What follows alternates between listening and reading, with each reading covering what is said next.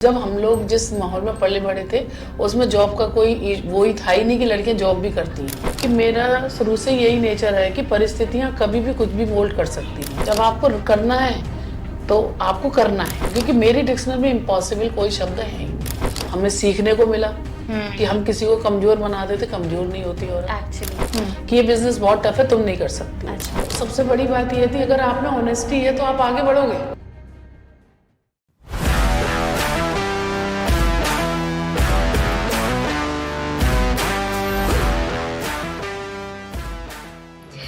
मम्मा ने हमेशा एक बात समझाई है, लाइफ में इंडिपेंडेंट बनो, फाइनेंशियली इंडिपेंडेंट बनो, क्योंकि जिंदगी का कोई भरोसा नहीं है। किसका साथ कब तक है इस बात की कोई गारंटी नहीं है। इसी बात पे हम लेकर आए हैं एक ऐसी वुमेन की स्टोरी जिन्होंने हमेशा हालात के साथ सिर्फ आगे बढ़ना ही सीखा है। जब तक पति का साथ था, उन्हें मोटिवेट किया लाइफ में आगे बढ़ने के लिए, और जब पति का साथ छूट गया तो अपने बच्चों के लिए, खुद के लिए आगे बढ़ी। अपने पति के बिजनेस को संभाल कर उसे ग्रो करके ये प्रूफ कर दिया कि एक वुमेन चाहे ना तो वो कुछ भी कर सकती है। फिर चाहे 25 साल से वो एक हाउसवाइफ ही क्यों ना हो, और चाहे उन्हें कोई जॉब का, बिजनेस का एक्सपीरियंस हो या ना हो, वो चाहे तो कुछ भी कर सकती है। ये कहानी है एक ऐसी माँ की जिन्होंने कभी हार नहीं मानी। तो चलिए मिलते हैं मेरी दोस्त की मदर मिसेस रचना बंसल से। वेलकम टू हर कहानी मैम। आपको कैसा लग रहा है, पहली बार कुछ ऐसे सेटअप में बैठे हो, कैमरा वैमरा है, आपकी स्टोरी कैप्चर कर रहे हैं, कैसा लग रहा है आपको? Excited, nervous? एक्साइटेड तो है ही है कि अच्छा लग रहा है। नया एक्सपीरियंस मिल रहा है। हाँ, इतना कि ताम कोई झाम, कुछ भी नया हो तो अच्छा ही लगता है। हाँ, इतना ताम झाम किया, अच्छा तो होना भी अच्छा ही चाहिए। चाहिए, हाँ जी। और तो आंटी, मैं आपको पिछले 6-7 महीनों से जानती हूँ, एंड जितना मैंने आपके बारे में सुना, आपको समझा, मेरे को बहुत इंस्पायरिंग लगती है आपकी भी जर्नी जो रही है। थैंक तो यू। आंटी, आप ये बताइए जी। कि मिसेस रचना बंसल बनने से पहले रचना कैसी थी? बहुत अच्छी थी भाई। सब अच्छे थे, पेरेंट्स भी बहुत बढ़िया थे। पेरेंट्स ने काफ़ी इंस्पायर किया हमें आगे बढ़ने के लिए, अच्छी एजुकेशन दी, मोटिवेट करते रहे हमारे साथ। तो आपका रिलेशन उनके साथ बहुत ही फ्रेंडली, बहुत ओपन रहा फ्रेंडली था? हमारे यहाँ कोई ऐसा नहीं था, कोई इशू नहीं था। जो भी बोलना है फ्रेंकली बोलो, जो भी आपकी प्रॉब्लम है वो सामने फेस टू फेस क्लियर करते थे। ऐसा कुछ नहीं था कि कुछ भी छुपा हुआ हो। सब कुछ हमें बोल्ड बनाया उन्होंने कि भाई अपनी परेशानी जो भी है वो आराम से कहो, कोई दिक्कत नहीं है। आपकी पर्सनालिटी में आपको लगता है कि आपके पेरेंट्स की जो अपब्रिंगिंग है वो काफ़ी ज़्यादा रिफ्लेक्ट करती है? वो करती है भाई, बचपन से आप ये सोचिए, जिस आप खुले हुए माहौल में पढ़ोगे, बड़े होगे, तो अपने आप आपकी सोच भी बड़ी होगी और अच्छी होगी, और आपकी एजुकेशन और गाइडेंस जो पेरेंट्स का लविंग होता है तो आगे बढ़ने में काफ़ी इंस्पायर करता है। अगर मैं आपसे पूछूं कि रचना कैसी है, कैसी पर्सनालिटी, क्या क्या सोचते हो आप लाइफ के बारे में इन जनरल, क्या कैसी है, कैसे हो आप? तो लाइफ में देखिए, हर परिस्थिति के लिए सामने खड़ा होना पड़ता है, क्योंकि आपकी लाइफ में आपको पता नहीं होता है कि आपके संग क्या घटने वाला होता है। आपको पहले खुद को मजबूत बनाने की जरूरत होती है, अदरवाइज कैसे करोगे? आपको खुद को मजबूत होना बहुत जरूरी है मेरे हिसाब से। मेरी जो सोच है वो ये है, हर परिस्थिति के लिए आपको तैयार रहना है फेस करने के लिए, क्योंकि आपको नहीं मालूम कि आपके संग कल क्या होने वाला है। आपने अपनी एजुकेशन में क्या किया है? एमए साइकोलॉजी से किया है मैंने। MA psychology. तो शादी के पहले आप जॉब वॉब करते थे? नहीं, कोई जॉब नहीं था, कोई वो नहीं, सोचा ही भी नहीं था कि हमें कभी करना पड़ेगा। हाँ, बट आपकी एजुकेशन बैकग्राउंड काफ़ी स्ट्रॉन्ग था। ओके, हाँ। और ऐसे वैसे कोई रिस्ट्रिक्शन नहीं था घर ना में कि ना जॉब ना, नहीं करनी ऐसा है? कुछ नहीं। जब हम लोग जिस माहौल में पले बड़े थे उसमें जॉब का कोई वो ही था ही नहीं कि लड़कियां जॉब भी करती हैं। हाँ, उस अच्छा, ईयर में अच्छा। मेरी 91 में मेरी एजुकेशन कंप्लीट हुई, एमए। उसी के बाद मेरी शादी हुई। उस समय इतना लड़कियों का नहीं था कि जॉब पे जाना है या ये करना है। उस समय तो लड़कियों को ये सिखाया जाता कि एक हाउस वाइफ की तरह आपको अपनी लाइफ जीनी है। तो आपने भी नहीं सोचा कि आपको जॉब नहीं, वॉब करनी? मैंने कभी सोचा नहीं था कि ये भी मुझे करना पड़ेगा। फिर आपकी शादी हुई जी। आप एक न्यू फैमिली में आए, उसके बारे में बताइए कि कैसा था वो एक्सपीरियंस आपका। ठीक था भाई, हाँ, शादी होके लड़कियां जाती हैं तो सही था सब कुछ, सही रिलेशन थे, सब कुछ परफेक्ट था, सब कुछ और आपका और आपके हस्बैंड का बॉन्ड कैसा था? अच्छा था, बहुत अच्छा। आपने कल हम जब बात कर रहे थे तो आपने एक बहुत अच्छी चीज़ बोली थी कि आपने अंकल को काफ़ी सपोर्ट किया, काफ़ी मोटिवेट किया कि वो अपना बिजनेस स्टार्ट करे, उस पर ग्रो करे। ग्रो करी। भाई ये है कि लाइफ कोई किसी के संग तो रहती ही नहीं है ना, तो पेरेंट्स तो आपके कभी भी रहते ही नहीं है। तो अब वो अकेले चाइल्ड थे अपने पेरेंट्स के, उनके कोई भाई मतलब सिस्टर थी, उसकी मैरिज हो चुकी थी, बाहर अकेले कोई, तो फिर आपको ही अपना बिजनेस आगे बढ़ाना है, तो किस तरीके से आप ग्रो करोगे? तो आपको कोई ना कोई तो आपको साथ की जरूरत पड़ती है, तो ऐसे साथ मैंने उनका दिया और उनको सपोर्ट किया और उनको मोटिवेशन किया। तो अंकल ने कौन से बिजनेस की शुरुआत की थी? अंकल ने, हमारा फैमिली बिजनेस है सीमेंट सीट का, एस्बेस्टस सीट का, आयरन सीट्स का, इसका है, होलसेल डीलर है हम लोग। आगरा में राघव एंटरप्राइज के नाम से फर्म चलती है, वही काम है हमारा। तो राघव एंटरप्राइज की शुरुआत अंकल ने की? अंकल राघव बंसल। हाँ जी। हम हमारे पहले मेरे ससुर के समय पे अमरचंद एंड सन्स के नाम से फर्म खुलती थी, अब उसके बाद में मेरे हस्बैंड ने अपनी ये अलग पहचान बनाने के लिए राघव एंटरप्राइज के नाम से अलग फर्म खोली बेलमगंज में। आपकी 2 बेटियां हैं जी, कौशिकी कौशिकी भव्या। और भव्या जी। हाँ, और अंकल बिजनेस में बिजी, आप इनकी परवरिश में बिजी जी थी। जी जी लेकिन आपकी लाइफ में एक 360 डिग्री चेंज आया जब जी, अंकल के साथ जी, ऐसा जी, इंसिडेंट हो गया जी। कि उनकी डेथ हो गई ओके। एक्सीडेंट में। उस टाइम की परिस्थिति क्या थी? क्योंकि आपके पास 2 छोटी बेटियां हैं, आपकी बिजनेस है, सडन ऐसा हो गया जिसके लिए कोई भी प्रिपेयर्ड नहीं था। प्रिपेयर नहीं था। उस सिचुएशन में आपने कैसे मैनेज किया सारी एक्चुअली चीज़ों को? मैंने आपको शुरू से ही बताया है कि मेरा शुरू से यही नेचर है कि परिस्थितियां कभी भी कुछ भी मोल्ड कर सकती हैं, आपको स्ट्रांगली बिहेव करना है। तो वही मेरी सोच उस समय काम आई। भाई मेरे को देखा कि मेरी दोनों बेटियां हैं, मुझे इनको मोटिवेट करना है, इनको आगे ले जाना है, तो मुझे कुछ ना कुछ काम तो करना ही पड़ेगा। तो मैंने सोचा कि और कुछ करने से अपने हस्बैंड का ही बिजनेस टेक ओवर कर लिया जाए। उसी में ही क्योंकि जो मेरे सर्वेंट्स थे और जो कुछ हमारा सब कुछ बिजनेस में बना हुआ था वो मेरे को रेडी मिल गया। मेरे सर्वेंट्स भी बहुत हेल्पफुल रहे और मेरी फैमिली का भी बहुत सपोर्ट मिला, मेरी मम्मी का, मेरे भाई का, जो उन्होंने मुझे मोटिवेट किया कि तुम आगे बढ़ो, हम देख लेंगे जो भी कुछ है, हम घर पे रह लेंगे, तुम्हारे बच्चों को हम संभाल लेंगे, तुम जाओ, तुम अपना काम करो। इसी लेकर मैंने काम की शुरुआत की। कौन से ईयर में ये इंसिडेंट हुआ था? 2016 में। 2016 में ये हुआ। हाँ जी। एंड आफ्टर 13 डेज आपने बिजनेस शॉप जाना शुरू किया। जी, आफ्टर इनकी डेथ के बाद, आफ्टर डेथ 19 अक्टूबर को इनकी डेथ हुई थी और मैंने बिजनेस 2 नवंबर को स्टार्ट किया। 2 नवंबर को स्टार्ट किया। आपने ये भी बताया था जब हमारी बात हो रही थी कि क्योंकि 2 छोटी बेटियां हैं, अभी वो काफ़ी छोटी है, बिजनेस तो ऑब्वियसली हैंडल नहीं कर सकती। लोग आपके ऊपर भी वो कर रहे थे कि आप क्या ही टेक ओवर करोगे, आप कैसे ही वो करोगे। तो सभी के बारे में होता है, पर अपने आप को कभी कमजोर नहीं पड़ने देना चाहिए, क्योंकि परिस्थितियां तो देखो फर्क पड़ती हैं। जब आपने जो काम नहीं किया है और आप दोबारा से रीस्टार्ट करोगे तो प्रॉब्लम तो आपको आएंगी ही आएंगी।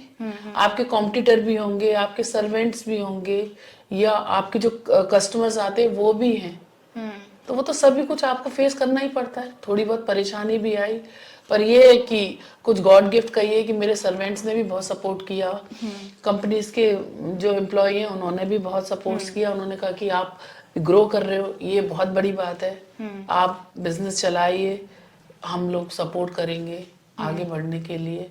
जो भी मेरे हस्बैंड ने सेटअप किया था उनकी वैल्यू इतनी थी कि उन लोगों ने मुझे काफी रेस्पेक्ट किया। क्योंकि अंकल ने वैसा उनके साथ रिलेशन बनाया था, था, मार्केट में उनका एक नाम चलता था, गुडविल अच्छी थी, स्ट्रांग थी, तो उस वजह से ये गुडविल मुझे कहीं ना कहीं मतलब मुझे अंकल ने आपको प्रिपेयर कर दिया था कि ये सब कि हाँ कि आप अच्छे से इसको कर लोगे।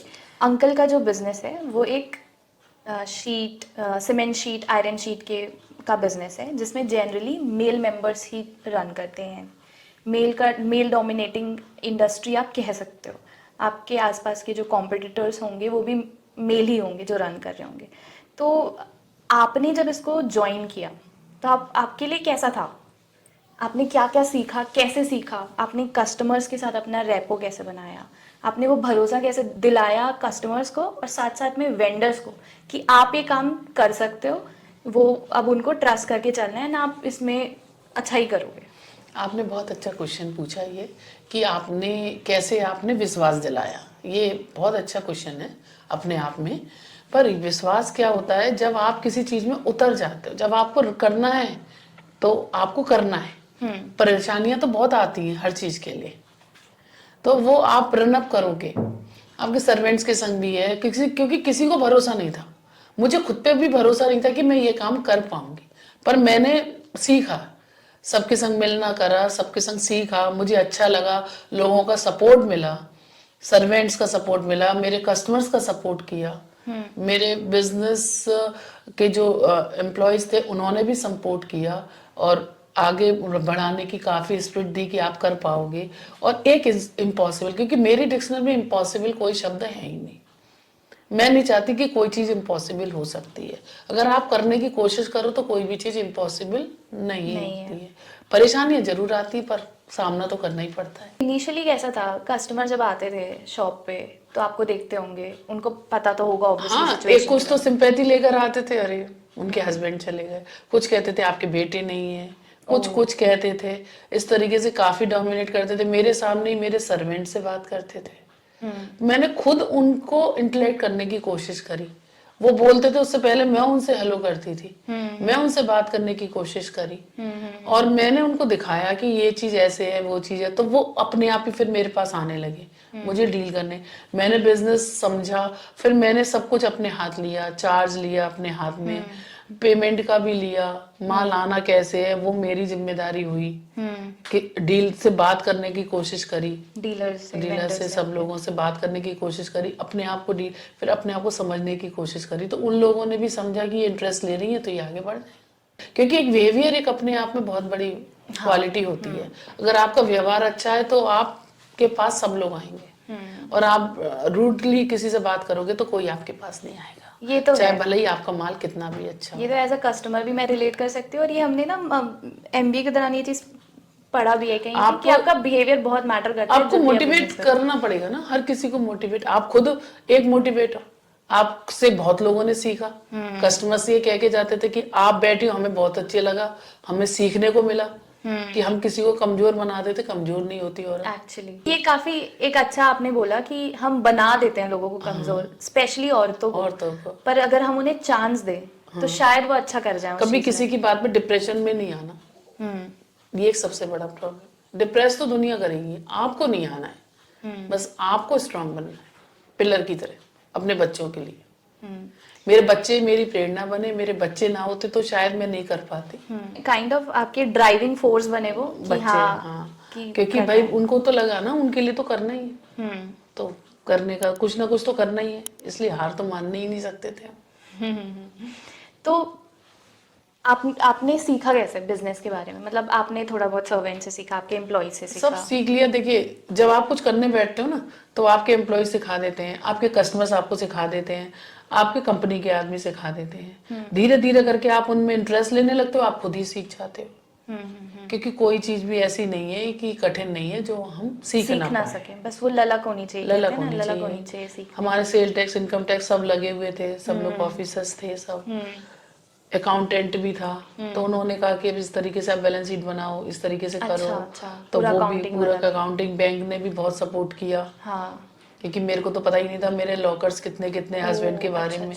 तो उन्होंने बताया कि आपके यहाँ ये है और आपका ये है, आप रन अप करो। तो उन लोगों को भी लगा, कुछ ने सिंपैथी भी दिखाई, कुछ सिंपैथी के नाते भी मेरे पास आए, मैंने वो भी किया।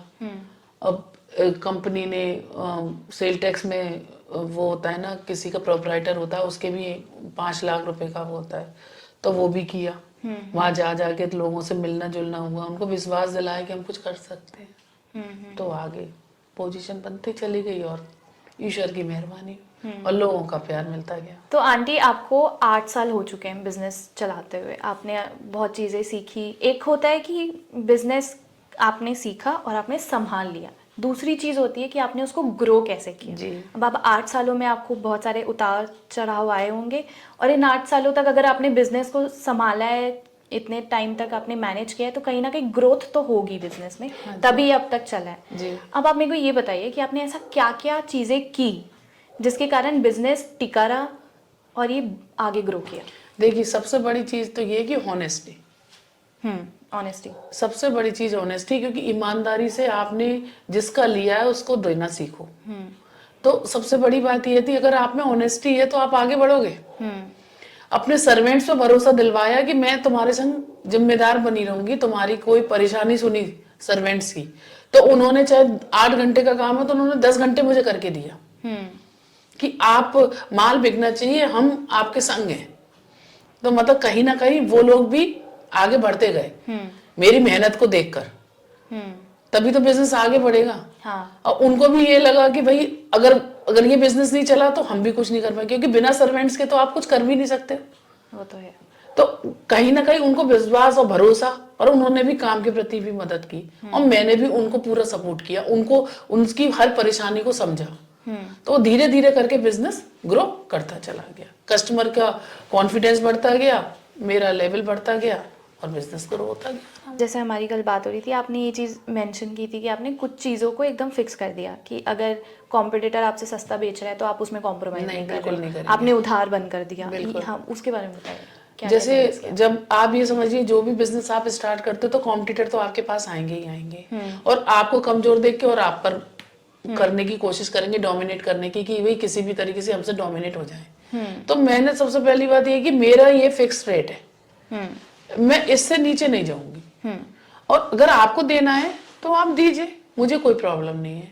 मैंने उधार देना भी बंद किया कि मैं एक माल लो आप दो, कैश पेमेंट लो, कैश काउंटर बनाया मैंने, क्रेडिट का काउंटर नहीं बनाया, कि जिससे कि कोई परेशानी आए आगे जाके। क्योंकि पहले अंकल ने फेस की थी तो इससे हमें परेशानी हुई, हमारा काफी लॉस हुआ, काफी बिजनेस में पैसा मारा गया। तो इस चक्कर में, और मैं एक लेडी होते हुए मैंने कहा मैं किससे बात करूंगी, ना कोई मेरी बात समझेगा, ना मैं किसी के पास जा सकती हूँ। इससे तो बढ़िया ये है कि चाहे हमारा माल कम बिक जाए पर हमें देना कैश है। तो मैंने कैश का ही काउंटर बनाया और कैश ही किया। जब आपने उधार बंद किया तो कस्टमर में थोड़ा चेंज आया कि अरे यार ऐसे कैसे, हम कहीं और चले जाएंगे? वो तब जब उनको क्वालिटी का पता चला, कितने दिन कॉम्पिटिटर बैठ सकता है, कितने दिन आप उधार दे सकते हो। ये तो है। एक दिन तो आपका बिजनेस भी डल होगा ना, जब माल आपका कैश पे आ रहा है और आप बेच उधार रहे हो, तो आप कैसे सरवाइव कर सकते हो बिजनेस को। हाँ। इसलिए बिजनेस को सरवाइव करने के लिए आपको कैश काउंटर हो तो कैश ही आपका आए माल। हाँ। क्रेडिट पे तो आपको मिल रहा नहीं है। हाँ। तो वो बिजनेस कैसे सरवाइव हो सकता है। कहीं ना कहीं कॉम्पिटिटर भी दबते हैं, उन्हें भी लगा, तो उनको कस्टमर को लगा कि ये चीटिंग हो रही है हमारे संग। अच्छा। तो हम वहीं आए, इसलिए उन्होंने सपोर्ट करना शुरू करे, वो लौट कर भी आए मेरे। तो अब कस्टमर को इशू नहीं है कैश पेमेंट का? नहीं, कोई इशू नहीं। उनको हमने अपनी प्रॉब्लम बताई। हाँ। कि भाई हम अकेले, हम कैसे आपके घर पे आएंगे। Right. आप ठीक हो, वो ठीक है, आप पेमेंट दे दोगे, मैं ये नहीं कह रही हूँ आप नहीं दोगे, पर मैं आपके पास तो नहीं आ सकती ना। तो आपने ये दो चीजें एकदम बिल्कुल खत्म स्ट्रेट कर दी कि हम एक फिक्स रेट पे बेचेंगे, दूसरा कि हम बिल्कुल भी उधार नहीं देंगे। और इसके कारण कहीं ना कहीं आपके बिजनेस में वो ग्रोथ आती गई आई। क्योंकि कैश जितना आया उस हिसाब से हमने माल मंगाया। तो हमें नुकसान कहाँ होगा भाई, जैसे आता जा वैसे मंगाते गए। जितना आया उतना प्रॉफिट में से हमने खर्चा निकाल के अपना मंगाते रहे माल को। तो वो तो बिजनेस रुकने का काम ही नहीं है। एक होता है लोगों की मानसिकता होती है हाउसवाइफ्स के प्रति। पहले आपने कोई जॉब नहीं किया, आपको कोई प्रायर एक्सपीरियंस भी नहीं है, और जो हमारे आसपास के लोग होते हैं, जो हमारे थोड़े क्लोज या रिलेटिव्स जो जिन्हें हम कहते हैं, वो कहीं ना कहीं आप थोड़ा एक डिफरेंट सोच होती है उनकी हमारे तरफ कि ये शायद नहीं कर पाएंगे, इनमें इतना नहीं है कि ये बिजनेस संभाल पाए। लोगों ने आपको उस टाइम पे जज ज़रूर किया होगा कि अरे इनको तो कोई आइडिया नहीं है, ये तो काम ही बहुत डिफरेंट है, ये कैसे ही कर पाएंगी। पर अब जब आप कर रहे हो, उस चीज़ को संभाल रहे हो, मैनेज कर रहे हो, सक्सेसफुली कर रहे हो, ग्रोथ भी ला रहे हो, 8 साल से आपने उसको इतने अच्छे से ग्रो किया है, अब आपको लगता है कि आपके आसपास के लोगों का जो बिहेवियर है, जो आपके प्रति पहले था जब आप एक हाउसवाइफ थे और अभी चेंज हुआ है? जी, ऐसा हुआ कि जब मेरे हस्बैंड की डेथ हुई थी तो मेरे फादर इन लॉ ने ही मना कर दिया था कि ये बिजनेस बहुत टफ है, तुम नहीं कर सकती। अच्छा। तो मेरे को चैलेंज आया उस समय कि नहीं, इन्होंने मना किया है, ऐसा क्या है कि जो मैं नहीं कर सकती। अच्छा। तो लोगों के चैलेंज को एक्सेप्ट किया, जिन्होंने मुझे ये करा था कि तुम कर ही नहीं सकती, तो मुझे एक वो लगा कि मैं क्यों नहीं कर सकती, आखिर ये मुझसे ऐसा क्यों कह रहे हैं, अब मुझे ये करके दिखाना है। एक अपनी मानसिकता ये बन गई मेरी। तो इस वजह से एक कहीं ना कहीं मैंने अब वो बनाया कि ये मेरे गुरु है, कि भाई ये मना कर रहे हैं, मैं वो काम करूंगी तो मैं दिखाऊंगी करके। ये मना कर रहे हैं तो सक्सेस होने के मैं इनको दिखाऊंगी सामने कि ये क्या है, कि इनकी सोच कितनी गलत थी, इनकी सोच बदलने के लिए कर रहा। अच्छा भी लगा किया, और डर भी था कि कहीं डिप्रेशन में ना आ जाए कि मैं नहीं कर पाई तो। अच्छा, एक डर भी होता है भाई आप कर रहे हो तो, पर ये है कि भगवान की भी इच्छा होती है और अपना भी साहस होता है, तो मैं आगे बढ़ती चली गई। तो अब उनका थॉट प्रोसेस, थिंकिंग, बिहेवियर सब चेंज हो गया होगा वो तो आपके होता प्रति। ही है चेंज, थोड़ा बहुत तो चेंज होता ही हाँ, है। वो एक रिस्पेक्ट आ गई होगी। रेस्पेक्ट भी आती है, कोई जलता भी है, जेलसी भी करते हैं आजकल। वो तो उनके ऊपर डिपेंड करता है, क्योंकि जो हमें दिखाई देता है वो रियल होता नहीं है। हाँ। इवन आपके जो कॉम्पिटिटर्स होंगे वो भी पहले आपको सोचे होंगे बिल्कुल, कि अब अब तो तो हमारा ही मार्केट है। हाँ जी। बट अब आप इतना अच्छा कर रहे हो तो अब वो भी एक उस रिस्पेक्ट के लेवल पे आ गए होंगे वो कि आगे, नहीं, हाँ, नहीं, उनको भी नहीं। पता है, वो भी काम समझती है, हाँ, वो अच्छा कर रही है। लगता है उनको भी, सोच तो वो भी रहे। हाँ, अब देखिए सामने जो दिखाई दे रहा है वही कह सकते हैं, उनके मन में क्या क्या है मैं वो नहीं तो समझ खैर। सकती हूँ। हाँ। पर ना आंटी, एक तो चीज़ है इंडिया में स्पेशली कि हाउसवाइफ की ना इतनी रिस्पेक्ट नहीं होती है इन जनरल। अगर हम उनके बारे में भी बात कर रहे हैं, या बेसिक परसेप्शन यही होता है कि घर पे ही है, क्या ही कर रहे होंगे। बल्कि घर मैनेज करना अपने आप में एक बहुत बड़ा टास्क है। जी। जो किया है वो ही समझ सकता है।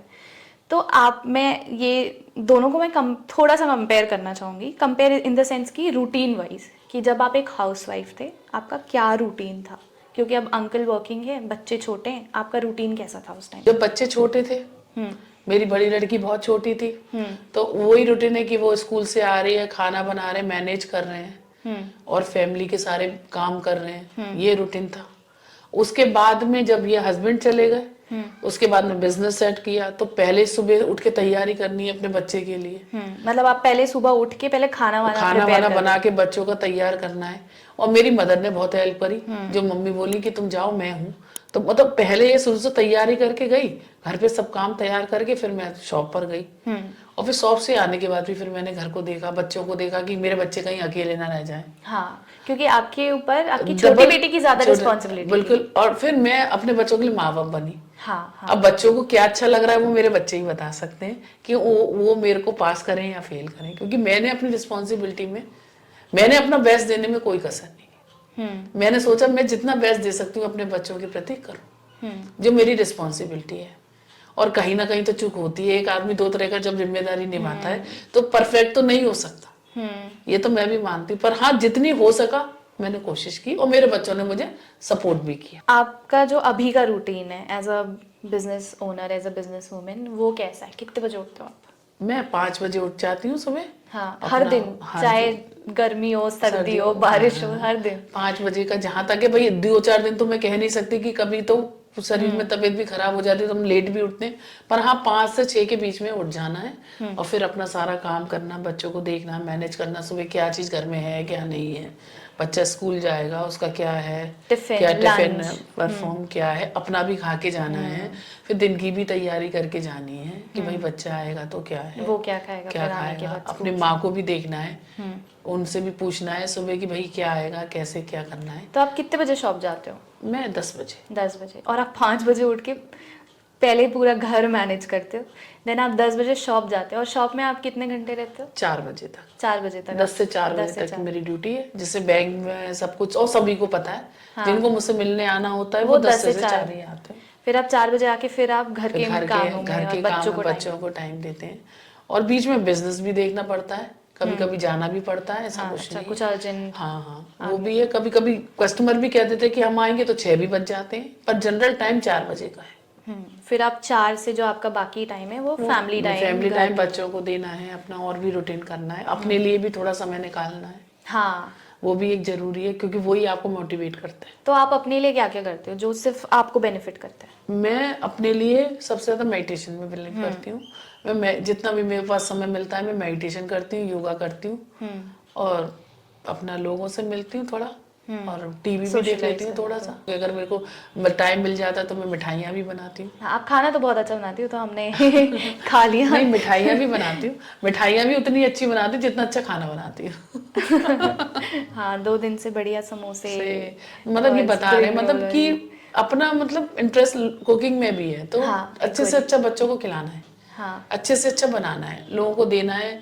मैं बाजार से कभी कोई मिठाई नहीं मंगाती, मैं सबको अपने हाथ से बनाकर ही सेल खिलाते हो। खिलाते हूँ, बेचती हूँ। आपको ज़्यादा चैलेंजिंग कौन सा लाइफ लगता है? आप जब एक हाउसवाइफ थी वो ज़्यादा आपके लिए चैलेंजिंग था, या अभी का टाइम आपको लगता अभी है? के टाइम चैलेंजिंग है, अभी का ज़्यादा क्योंकि चैलेंजिंग। भाई दो तरह की जिम्मेदारी निभा रही। पहले तो मेरे हस्बैंड थे तो वो आधी जिम्मेदारी उनकी थी, आधी मेरी हाँ, थी, 50-50। और अब टोटल मेरी जिम्मेदारी है। दोनों तरह की, तो चैलेंज तो अब ज्यादा है पर लाइफ मज़ा में। भी इसमें ज़्यादा आ रहा हाँ होगा। हाँ, मजा है, क्योंकि बिजी रहने में मजा आता है, हाँ।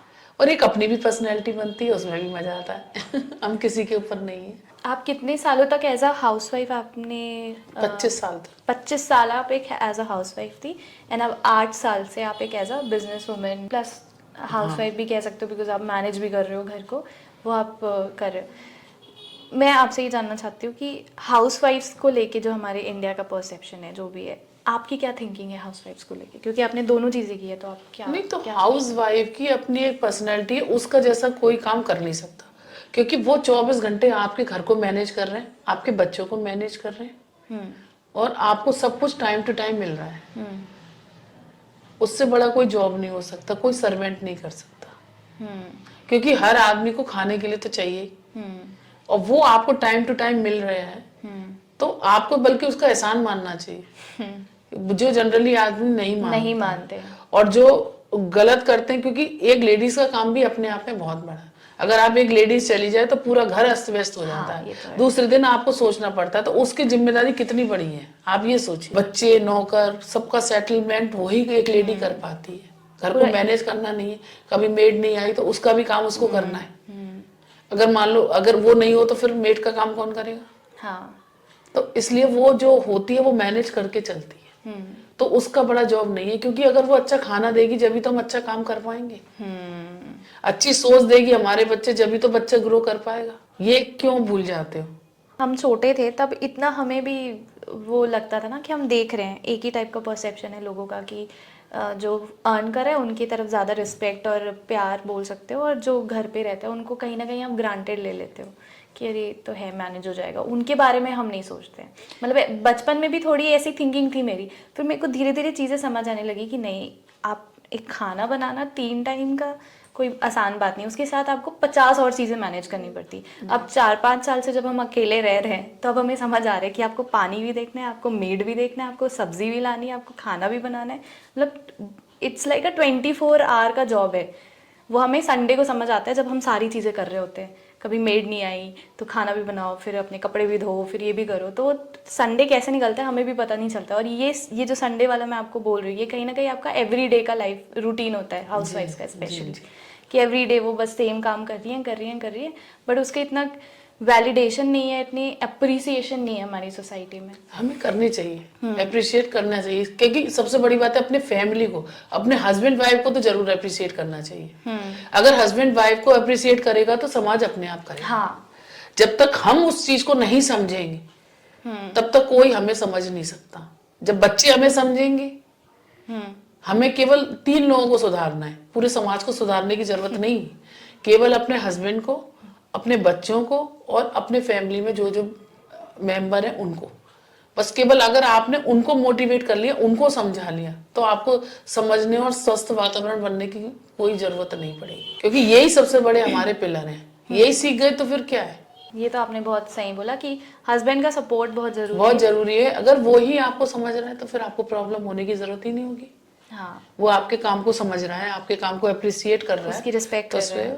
उसको कोई दिक्कत ही नहीं होगी। सबसे बड़ी बात है हेल्दी रिलेशन के लिए शादी के बाद एक दूसरे का समझ और एक दूसरे पर भरोसा होना बहुत जरूरी है, हस्बैंड वाइफ का। हाँ। उसी से ही आप सब कुछ सही हो जाता है, कोई टेंशन वाली बात नहीं होती। अगर ये चीज सही है तो फिर आपको कोई दिक्कत नहीं होगी किसी भी जगह, चाहे वो आप हाउस वाइफ हो तो, चाहे वर्किंग लेडी हो तो कहीं पर भी। पर आपके अगर हस्बैंड का सपोर्ट नहीं है आपका, तो आपको प्रॉब्लम का सामना करना पड़ेगा, चाहे वो हाउस वाइफ हो चाहे वर्किंग लेडी हो, चाहे आप दोनों को मैनेज कर रहे हो तब भी। प्लस अभी मेरे को ऐसा इंटरनेट के थ्रू बहुत लोगों के व्यूज़ हमें बहुत इजीली मिल जाते हैं आजकल। मैं बहुत सारे वीडियोस में मैंने ऐसा देखा है, लोगों का जो परसेप्शन है कि नहीं, वुमेन को घर ही संभालना चाहिए, अपने बच्चों की देखभाल करनी चाहिए और मेन को ही रिस्पॉन्सिबल होना चाहिए कि वो अर्न करे अपनी फैमिली के लिए। और फिर मैंने इस बारे में सोचा कि हाँ, कहीं ना कहीं पॉइंट सही है कि जब आप बच्चे आपकी लाइफ में आते हैं तो उनको प्रायोरिटी देना ज़रूरी है, क्योंकि आप एक ह्यूमन बीइंग को शेप कर रहे हो फ्रॉम ज़ीरो टू एक लेवल तक, तो उसके लिए आपको टाइम एनर्जी सब लगानी पड़ेगी, उसके लिए आपकी अवेबिलिटी बहुत इंपॉर्टेंट है। तभी मैटर्निटी लीव्स एंड ये सारी चीज़ें इंट्रोड्यूस हुई हैं जो वर्किंग वूमेन है उनके लिए। पर साथ में एक ये भी होता है कि आजकल की जो टाइम है वो बहुत ख़राब चल रहा है। मतलब मम्मा मेरे को हमेशा ये कहती थी कि वक्त का कोई भरोसा नहीं है, आपको इंडिपेंडेंट होना पड़ेगा ताकि आप किसी के ऊपर डिपेंडेंट ना बोला। चलो अभी तो आपके पेरेंट्स हैं तो वो कर रहे हैं आपका, देन आपकी शादी हो जाएगी, आपका हस्बैंड करेगा। बट अगर कुछ अनहोनी हो जाए या आपके पेरेंट्स ही चले जाएं आपकी शादी के पहले, या आपकी शादी के बाद आपका हस्बैंड चले जाए, आपका सोर्स ऑफ इनकम ही नहीं है लाइफ में, आप कैसे सर्वाइव करोगे?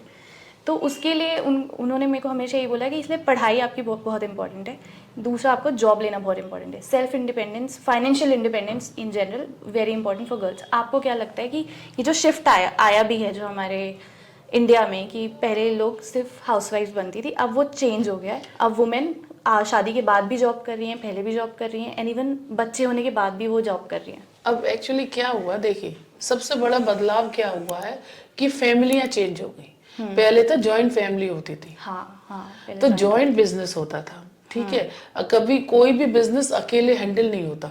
सबसे बड़ी बात, पहले बाबा के संग चाचा दादा पापा मम्मी तब सब सेटल होते थे, तो आप उसमें बिजनेस में स्टार्ट किया जाता था। अब क्या होता है कि हर युवा की एक नई सोच हो गई है कि हमें अपने लिए कुछ करना है। ये जो पूरी जर्नी रही है एक हाउसवाइफ से आपका ट्रांजिशन एक बिजनेस वूमन पे, फिर अपने बच्चों की परवरिश, बिजनेस को एक लेवल तक लेके जाना, उसमें ग्रो करना, अपनी लाइफ को बिजी रखना अंकल के जाने के बाद, ये सब चीज आपने एक्सपीरियंस की है इतने सालों में। आप क्या मैसेज देना चाहेंगे हमारे व्यूअर्स को, स्पेशली वुमेन को जो हाउसवाइफ है या इवन वर्किंग वुमेन है, उनके लिए आप कोई मैसेज छोड़ना चाहेंगे? जो वो कर रही है, चाहे वो बिजनेस वुमेन, जो कुछ कर रही है, अगर वो अपनी लाइफ से सेटिस्फाई है तो मेरे हिसाब से वही काम। अपना सेटिस्फेक्शन मेरे हिसाब से बहुत बेस्ट है, और अपने लिए सोच बनानी बहुत जरूरी है। खुद को कुछ टाइम देना, चाहे वो हाउसवाइफ हो चाहे वो बिजनेस वुमेन हो, अपने लिए टाइम निकालना और अपने लिए सोच बनाना बहुत जरूरी है। और मन का काम कुछ नहीं तो आधा घंटे जरूर करना चाहिए, जो आपको अच्छा लगता हो। जैसे आपको खेलना अच्छा लगता है तो आपको खेलो आधे घंटे, आपको स्विमिंग अच्छी लगती है तो स्विमिंग करो, आपको म्यूजिक सुनना अच्छा लगता हो तो म्यूजिक सुनो, आपको टीवी देखना अच्छा लगता हो तो टीवी देखो, लोगों से बात करना अच्छा लगता हो तो लोगों से बात करो। मेरा मतलब ये है वो चीज आपको अपनी लाइफ के लिए मोटिवेट करेगी। मतलब अपने लिए टाइम रखो, हाँ, और जो आपको अच्छा लगता है वो करो। वही जो आधा घंटा जो है वो आपको बहुत मोटिवेट करता है। नहीं तो आपकी जिंदगी नीरस बन जाती है। आपको जो करना अच्छा लगता है वो करो। आपको पूजा करनी चाहिए तो पूजा करो, मेडिटेशन अच्छा लगे, जो आपको पसंद, जो भी खेलना कूदना, मैं तो हर बात से कह जो आप चाहते हो, जो बचपन में नहीं करना, मतलब अपनी हॉबी जो भी आपकी हॉबी है उसको रिटेन करने, चाहे आप मैरिड हो अनमैरिड हो, बच्चे हैं नहीं है, जो भी irrespective of age, irrespective of everything. सबसे बड़ी बात है कि अपने आप को 1 घंटा और अपने आप को पहचानने की जरूरत जरूर होती है मेरे हिसाब से, क्योंकि वो आपको आगे बढ़ाता है। आपके हर फील्ड, ये मेरा मैसेज। तो थैंक यू आंटी, आपने पूरा इतना तामझाम झेला हमारा आजकल, इसको पूरा सेटअप करने में इतना टाइम वेस्ट हुआ, बट आप इतने पेशेंटली बैठे थे, मेरे को बहुत अच्छा लगा कि आपने अपना टाइम दिया और अपनी बहुत ही अच्छा मैसेज भी छोड़ा है लोगों के लिए। लास्ट में मैं आपसे एक छोटा सा काम कर रही हूँ, आपको कैमरे में देखना है और आपको बोलना है कि like share subscribe to Har Kahani. वो वाले कैमरे, like share subscribe to Har Kahani. Thank you. Okay.